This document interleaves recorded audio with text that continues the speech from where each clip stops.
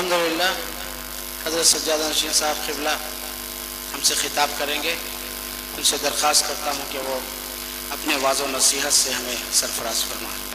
السلام علیکم ورحمۃ اللہ وبرکاتہ. الحمدللہ رب العالمین والصلاۃ والسلام علی رسول کریم. بارگاہ رسالت مآب صلی اللہ علیہ وسلم جلد شریف کا نذرانہ پیش کریں. اللہم صلی علی سیدنا مولانا محمد وعلی آلہ صلی علی سیدنا مولانا محمد بارک وسلم. حضرات، آج کی جو محفل ہے اس کی خاص بات یہ کہ حضرت سید شاہ غلام افضل بیابانی رحمۃ اللہ علیہ المعروف ہماری قبلہ تاج ان سے شریف ہے. تو شام سے ہی میں موضوع تو اولیاء کرام پہ سوچ رہا تھا کہ تقریر کروں، لیکن شام 5 بجے کے بعد سے میں نے سوچا کہ مالک قبلہ کیسی شخصیت تھی، اس کے اوپر کوئی تبصرہ ہو. تو میں نے فوراً پیا صاحب کو طلب کیا، آپ کی والد کی لکھی ہوئی مالک قبلہ کی کتاب ملی، اس کے اوپر تفصیلات. ویسے تو ہم واقعات بچپن سے سنتے آ رہے ہیں،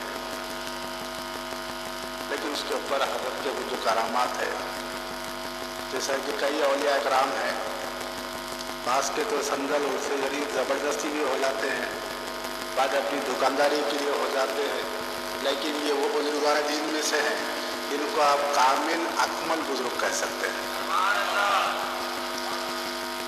تو حضرت غلام افضل بیابانی رحمۃ اللہ علیہ کی پیدائش شاہ افضل بیابانی کے پردہ فرمانے کے 10 سال بعد ہوئی. 10 سال کے بعد آپ پیدا ہوئے، لیکن جب حضرت کی تسمیہ خوانی، جب حضرت غلام افضل بیابانی کا بسم اللہ کا دن آیا تو ایسی پرنور محفل تھی کہ اس محفل میں حضرت سید شاہ افضل بیابانی متجلی تھے. کیا پیاری محفل ہوگی. شاہ افضل بیابانی رحمۃ اللہ علیہ کے وصال کرنے کے 10 سال بعد آپ پیدا ہوئے، آج آپ کی بسم اللہ خوانی ہو رہی ہے. اس محفل میں شاہ افضل بیابانی موجود، اور اس محفل میں شاہ سرور بیابانی رحمۃ اللہ علیہ یہ التجا کر رہے ہیں، ابا جان آج اس کی تعلیم کا آغاز ہے، بسم اللہ آج آپ اقرا آپ پڑھائیں. تو شاہ افضل بیابانی نے مسکراتے ہوئے قبول کیا، اور مالک قبلہ کی بسم اللہ حضرت شاہ افضل بیابانی رحمۃ اللہ علیہ نے پڑھا.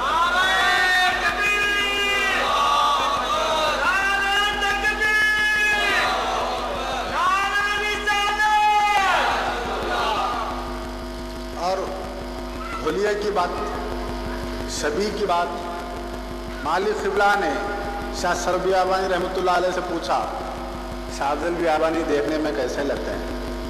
تو آپ نے جواب دیا تمہارے جیسے لگتے ہیں.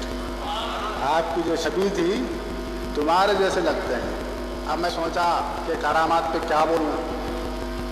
سب میں بڑی کرامات یہ ہے، میں جس محفل میں جاتا ہوں، حیدرآباد ہو، آندھرا پردیش ہو، نظام الدین دلی ہو، مجھے دیکھتے ہی خواص جو ہے ادنا غلامہ بیابانی سے عالم شروع ہو جاتا ہے. بعض محفلیں ایسی بھی حیدرآباد میں 3 عرصے شریف اٹینڈ کیا ایک ہی دن میں، فلاں جگہ 11 بجے رات سے نکل کے 2 بجے رات تک، ہر جگہ محفلیں سما چل رہی ہے.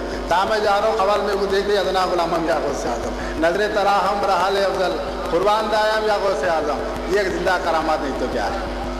ایک واقعہ مجھے یاد ہے، ادنا غلامہ کی جو بات آئی تھی میرے خیال سے 1986 یا 87 کی بات کر رہا ہوں، سرور کو اشعار لے لگا.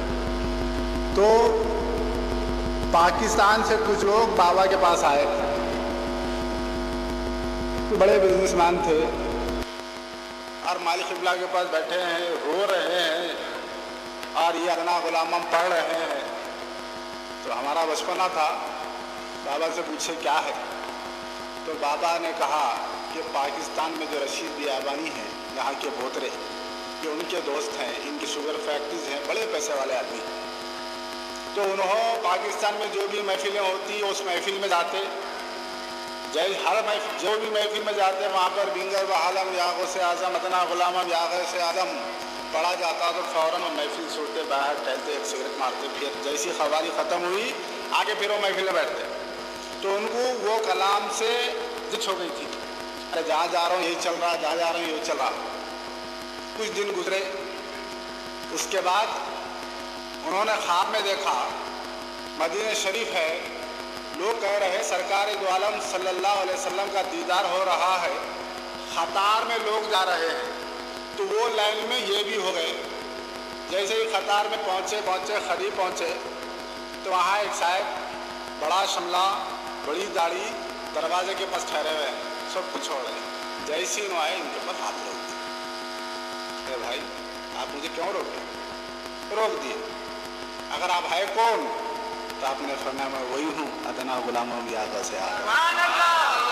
وہ خواب دیکھنا تھا، فوراً انہوں نے ویزا کیا، ٹکٹ بک کرائی، قاضی پیٹ آئے اور یہاں پر بیعت حاصل کی۔ اب میرے خیال سے وہ زندہ ہے یا نہیں، میرے خیال سے وہ ادنا غلاموں کو کبھی نہیں چھوڑیں گے۔ یہ ہے مالک اللہ۔ جہاں تک کرامتوں کا سلسلہ ہے،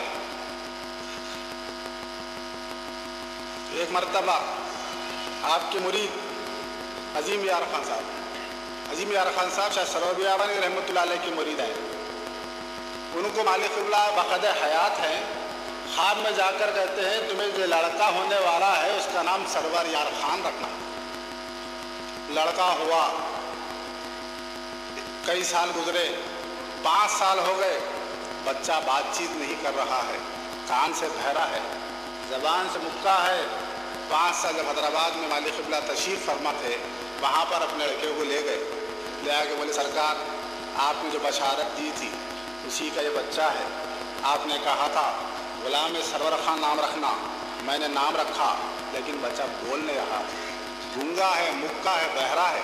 تو مالک قبلہ نے اس کو منہ کھول کے دیکھا، کان پر چٹکی بجا کے بولے خان صاحب یہ تو اچھا ہے۔ تھوڑی دیر کے بعد ایک آدمی ایک مٹھائی کا ڈبہ لایا، اس میں سے حضرت نے ایک گلاب جامن لیا، آدھا خود کھائے، آدھا اور بچے کو کھلائے۔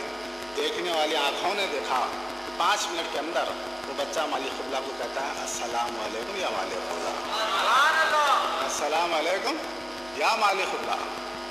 وہ مرشد بھی ویسے تھے، وہ مریدین بھی ویسے تھے۔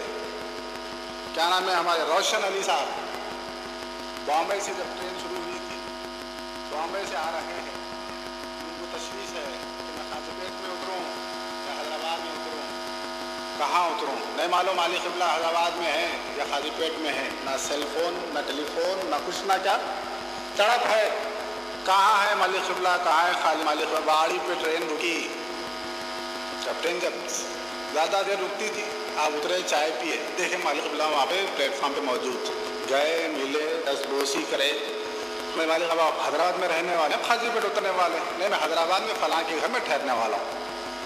بہرحال انہوں اپنے ڈبے میں چلے گئے، مالک قبلہ بھی چڑھ گئے۔ اس کے بعد ٹرین آئی، نامپلی پہ رکی، رکنے کے بعد انہوں اسٹیشن پہ ڈھونڈے، مالک قبلہ شاید میرے سے پہلے نکل کے چلے گئے ہوں گے، ارے فلاں شخص کے پاس ٹھہرتے بولے تھے، وہاں پہنچے، دیکھے تو کیا ہے مالک قبلہ مریدوں کے جھومٹ میں بیٹھے ہوئے ہیں، ایسا کوئی آثار سفر نہیں ہے، سکون آرام سے بیٹھے ہیں۔